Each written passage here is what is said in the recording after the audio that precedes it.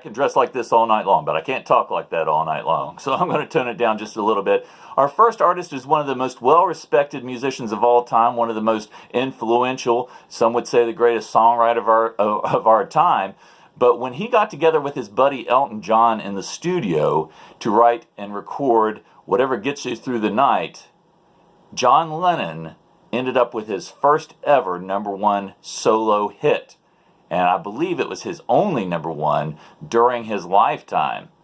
So a lot of people say that, when you go disco, you're a sellout. Well, by golly, they might be right, because a lot of these artists had the biggest hits of their career by going disco. So the funny thing was that the Elton John was so confident that this would go to #1. John Lennon was like, not going to happen. That they made a bet. Elton John told him, if it goes to #1, you join me on stage to sing. John Lennon had basically retired from live performances, certainly big concerts and things like that, so it would have been a really big deal if it had happened.